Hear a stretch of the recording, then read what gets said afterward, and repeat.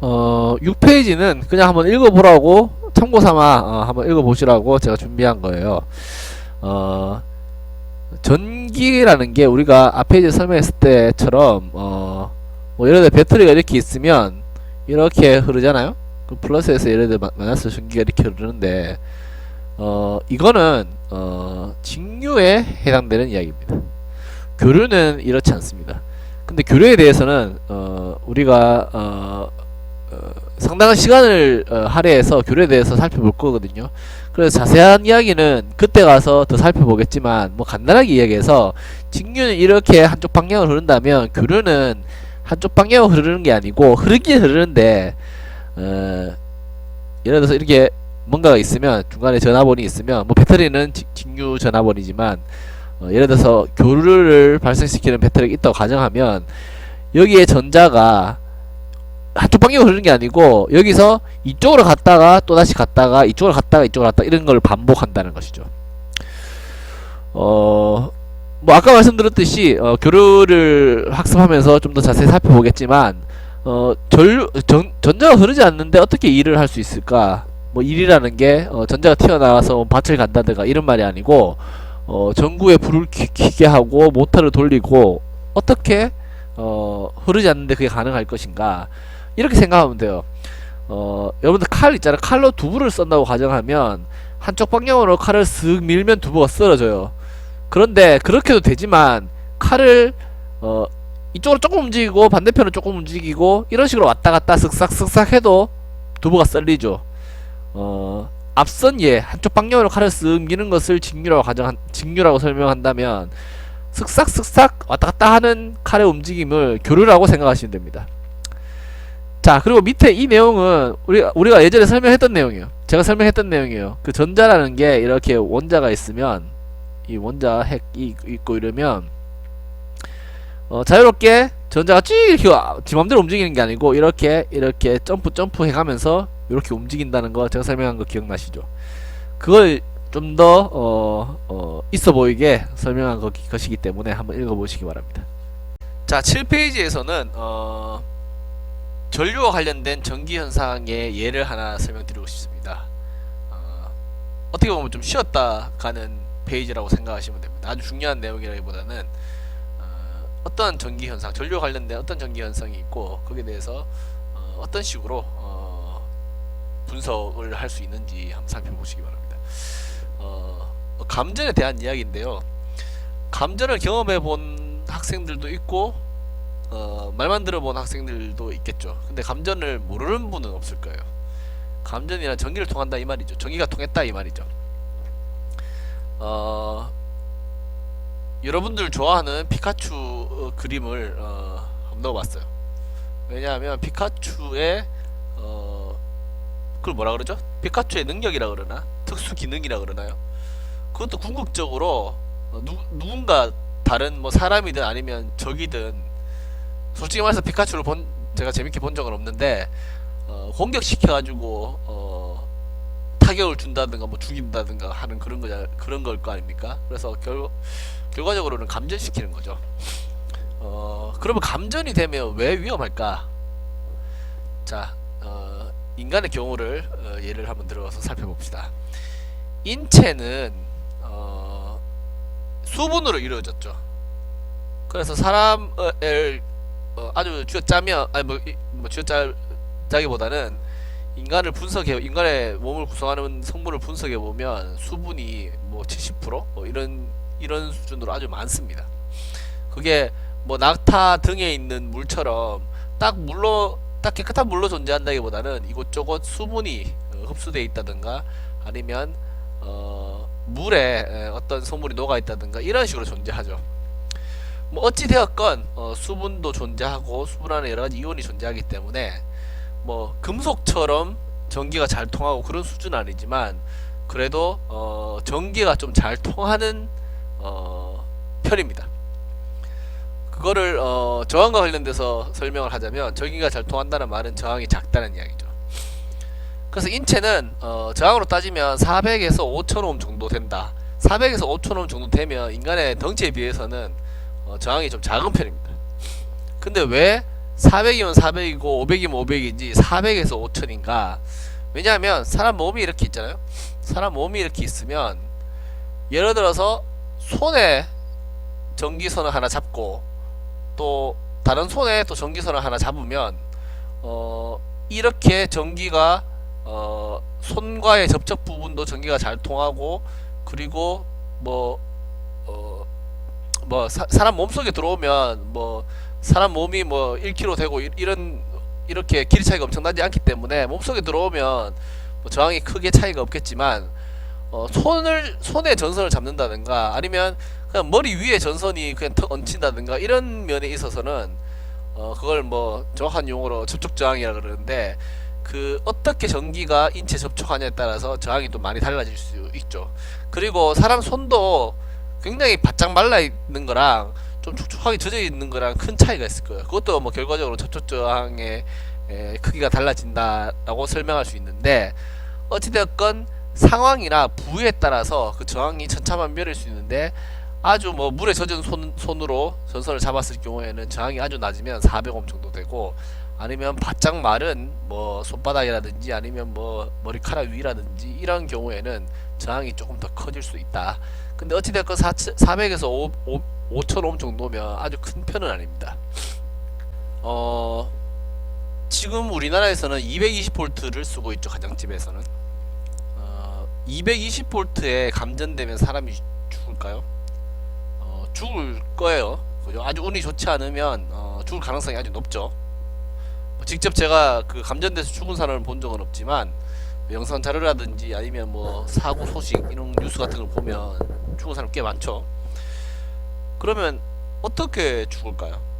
죽는 경우에 보면 저도 본 적은 없지만 화재 현장처럼 그렇게 불타고 그런 수준은 아닐 거예요.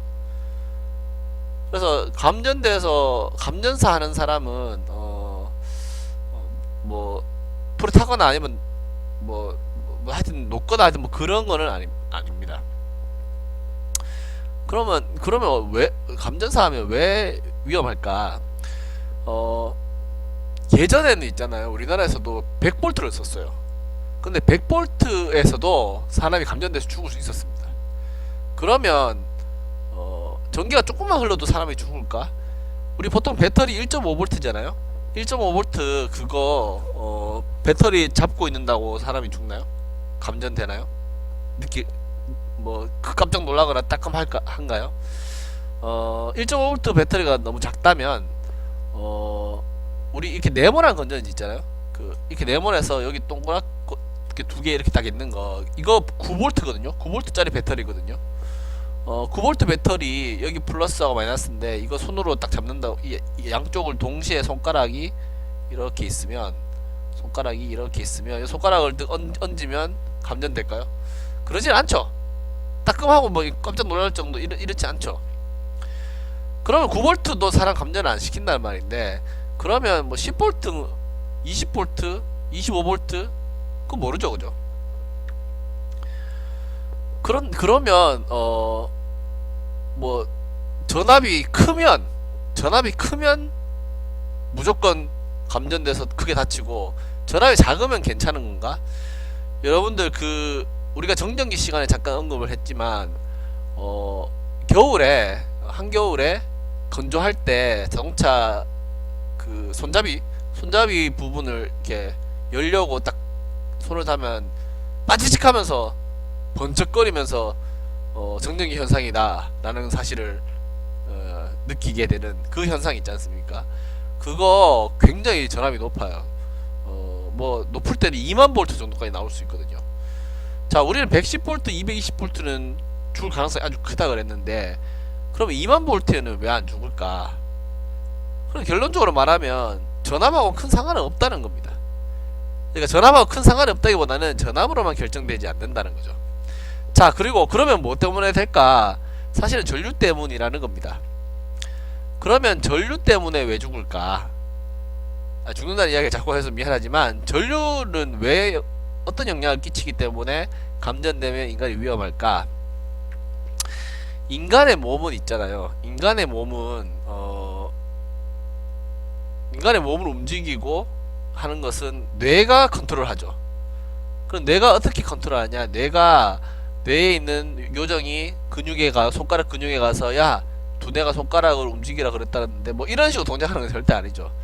뇌에서는 그 신경 뇌에서 근육까지 인간의 구석구석에 있는 근육까지 이 신경이 연결돼서 신경에 의해서 일종의 통신을 하는데 근데 그 신호를 전기적인 신호에 의해서 조절이 되죠.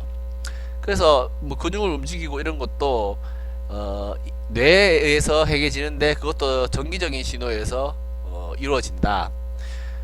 자, 손가락을 전기 감전돼서 잠깐 못 움직이는 게 뭐가 그래 큰 문제인데 그 전기적인 신호 인체에 뭐 어떤 근육을 움직이는데 전기적인 신호 이야기를 하냐라고 할 수 있는데 손가락을 움직이는 건 좀 안 움직여도 상관없어요. 근데 문제는 근육이라는 것은 손가락을 움직이기 위해 손가락을 움직이는 근육도 있지만 정말 그 중요한 기관을 움직이는 예컨대 심장을 움직이는 심장을 뚜근뚜근 뛰게 하는 그 근육도 그 운동도 결국 근육에 의해서 행해지고 그것도 두뇌에 의해서 어떤 전기적인 신호에 의해서 컨트롤 된다는 것이죠.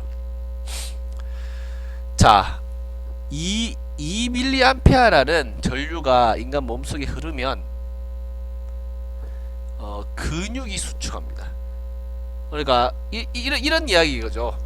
인간의 뇌가 근육을 이완시키고 근육을 수축시키는 거를 어떤 전기적인 신호에 의해서 컨트롤하는데 전기 신호가 안 되면 이완이 되고 전기 신호가 너무 높으면 무조건 수축이 된다 이런 이야기겠죠. 그래서 전기가 통하면 근육이 수축돼 가지고 예를 들어 손가락 근육이 수축되면 손가락이 오그라든다라고 라는 식으로 설계되어 있으면 전기에 감전되면 손가락이 막 오그라들고 그럴 겁니다. 자, 그럼에도 불구하고 인간의 20mA 정도는 인간의 두뇌에서 아주 강력한 신호를 보내면 근육이 수축되는 것을 어느 정도 억지로 극복할 수 있을 수준인데 50mA가 되면 근육 제어가 불가능하다는 거죠.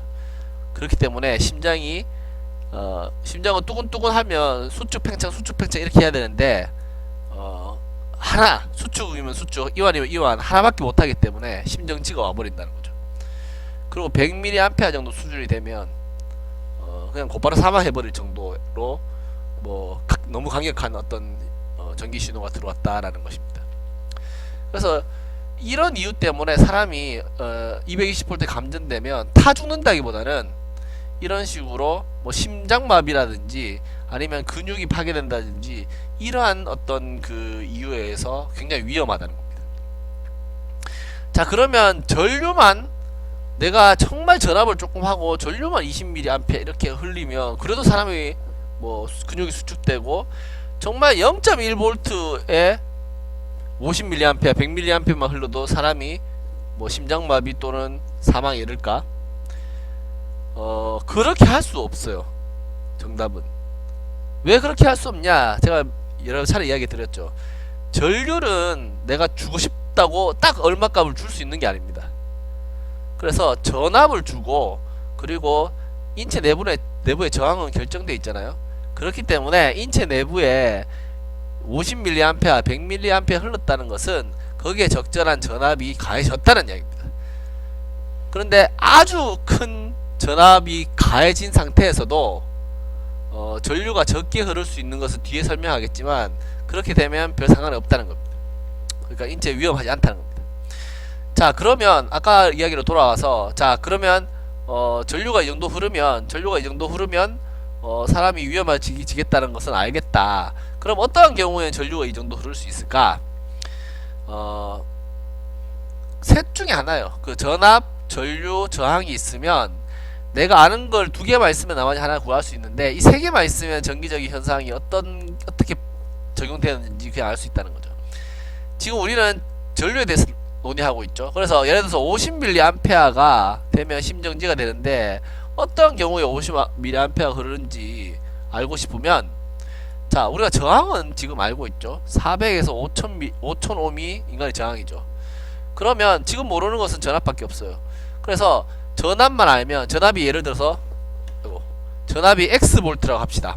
전압이 X볼트라면 지금 전류를 알고 있고 저항을 알고 있으면 X볼트라는 값만 알면 우리는 전압, 전류 저항을 다 알기 때문에 어떠한 전기 상태라고 설명할 수 있다는 거죠. 자, 그러면 전압을 어떻게 할까? 전압은 우리가 앞서 알아보았던 오메 법칙에 의해서 구할 수 있죠. 자, V는 IR 요 식을 쓰면 지금 전류는 50mA를 알아보고 있죠. 50mA 놓고, 그리고 저항은 뭐 예를 들어서 그 손으로 전선을 잡는데 그 전선을 잡는 부분이 젖어 있다, 또는 손이 젖어 있는 상태라고 가정합시다. 그러면 400, 아주 적기 때문에 400ohm이죠. 400ohm을 50mA랑 곱하면 이거를 공 두 개를 떼고 그러면 뭐가죠? 20V가 나오죠. 20V가 계산이 좀 이상하게 된 것 같은데, 그족제 심정지 같은 경우는 20V, 그리고 그 사망 같은 경우는 100mA를 집어넣으면 40V가 나와요. 그래서 40V 또는 운이 나쁘면 20V를 가해지면 위험해진다는 겁니다. 그 이하는 근육 수축은 올 수 있지만 괜찮다라는 결론이 나왔습니다. 자, 이러한 이유 때문에 감전이 위험한 것이고, 그리고 이러한 접근 방식으로 어떤 문제가 주어졌을 때 분석을 할 수 있다는 얘기죠. 자, 그러면 조금 응용을 해볼게요. 아까 이야기했던 피카츄는 이렇게 인터넷 같은 거 보면, 저도 직접 본 적은 없지만 10만 볼트 공격이라는 이름을 달고 피카츄가 뭔가 기술을 시전하나 보더라고요. 자, 피카츄가 10만 볼트를 주면, 사람한테 주면 그 철수인가요? 그 주인한테 만약에 실수로 10만 볼트 공격을 하면 그 인간은 죽을까? 피카츄는 실제 존재하지 않기 때문에 크기가 얼마고 뭐 그런 걸 잘 모르죠. 그래서 피카츄는 직접적으로 분석할 수 없으니까 전기뱀장어, 우리가 직접 뭐 눈으로 쉽게 볼 수는 없지만, 뭐 노량진 수성시장에 팔고 이런 건 아니지만 우리가 아는 정보를 통해서 전기뱀장어를 좀 비교 분석을 해보자면, 전기뱀장어는 사람을 죽일 수 있다고 알려져 있어요. 근데 전기뱀장어는 800V에 1A를 흘려준대요. 그러니까 이거는 엄청난 겁니다. 800V에 1A를 흘려줄 수 있는 수준에, 나중에 배우겠지만 이 정도 용량이에요. 그러니까 전기뱀장어는 800V까지 줄 수 있고, 그리고 전류를 1A 흐를 때까지 낼 수 있다는 겁니다. 그 정도 용량이 된다는 이야기입니다. 그래서 사람한테 800V가 흘러줘 버리면, 더군다나 전기뱀장어는 물에 살잖아요. 물은 또 예를 들어 전기뱀장어를 손으로 잡으면 물속에서 마른 손으로 잡을 수는 절대 없죠. 그래서 뭐 수영복을 입고 있지 않은 경우에는 400ohm이라는 아주 그 전기가 잘 통하는 상태일 겁니다. 그래서 400ohm에 자, I는 R분의 V죠. 그래서 전압이 800이고 저항이 400이면 2A, 얘는 2A까지는 줄 수 1A까지 줄 수 있으니까 원래는 2A까지 흐를 수 있는데 1A만 흘러도 1A는 충분히 흐를 수 있다는 거죠. 이론상 2A까지 흘려줄 수 있는데 용량이 1A밖에 안 되니까 1A 정도를 흘릴 수 있는데, 그 경우에는 사망의 10배죠. 그래서 죽을 수밖에 없다기보다는 죽을 정도로 위험하다는 겁니다. 근데 전기뱀장어보다 피카츄가 내 생각에 더 클 것 같아요. 전기뱀장어가 얼마나 큰지는 모르겠지만 전기뱀장어가 뭐 참치보다 더 크고 이러진 않을 거 아니에요. 그렇기 때문에 피카츄 같은 경우에는 전기뱀장어보다 더 통통하다면 용량이 더 클 것 같고, 더군다나 전기뱀장어 800V인데 피카츄 10만 V잖아요. 그렇기 때문에 아마 용량도 더 클 가능성이 있습니다. 그렇기 때문에 피카츄는 인간을 죽일 수도 있을 수도 있다. 자, 다음 예는 전기 충격기입니다. 전기 충격기. 자, 전기 충격기는 사람을 뭐 이제 호신용 이런 목적으로 기절시키죠. 기절시키는데 사용하죠. 사람을 죽이는 수준이 되면 절대 안 돼요. 예를 들어서 그 호신용으로 다른 사람을 죽인다면 그건 또 문제가 될 수 있겠죠. 그럴 바에 총을 가지고 다니는 게 낫겠죠. 전기 충격기는 6만에서 20만 볼트 정도를 내요. 그래서 아까 전에 피카츄의 10만 볼트 공격으로 사람 죽일 수 있는데 전기 충격기는 20만 볼트까지 낼 수 있다는 거죠. 그런데 왜 괜찮을까? 전기 충격기가 20만 볼트를 내면 10만 볼트 내는 피카츄보다 더 위험할 수 있는데 왜 사람을 죽이는 수준은 아닐까? 아까 전에 이야기했죠. 전압이 높다고 무조건 위험한 게 아니라고. 그게 그 이유가 여기서 나오는데 이 전기 충격기는 이제 그렇게 설계됐죠. 용량이 크지 않습니다. 그러니까 전류를 20만 볼트를 400옴인 인체에 흘리면 원래 전류는 굉장히 큰 전류가 흘러야 되는데 그 정도 흘러지도록 용납하지 않거나 아니면 그 정도 흘려줄 수 있는 능력이 안 되는 용량을 가진 어떤 그 장치로 이거를 만든다는 거죠. 그러면 20만 볼트 딱 가해주는 순간 전류가 엄청나게 많이 흘러야 되는데 좀 흐르다가 아까 제가 수조 예를 든 것처럼 수조에 물이 다 말라버리는 그런 상태가 된다는 거죠. 그렇기 때문에 전류가 아주 크게 흐르지는 않고 사람을 기절시키는 정도, 순간적인 충격 또는 근육 수축을 일으켜낼 수 있는 수준으로 설계되었다는 겁니다. 아까 그 정전기 현상 있잖아요. 그 정전기 현상 그 자체라기보다는 그 한겨울에 건조할 때 자동차 손잡이를 잡으면 빠직하는 그런 것도 2만 볼트까지 올라갈지 모르겠지만 아주 전류가 적게 흐릅니다.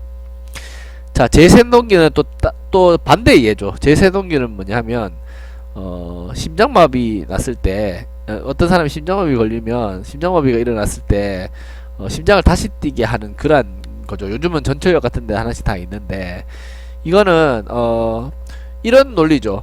이왕 심장이 멈췄으면 심장은 근육은 전기신호로 움직이니까 그냥 막 무작정 전기신호를 주면 다시 심장이 뛸 수 있다, 이런 원리를 통해서 만들어졌습니다.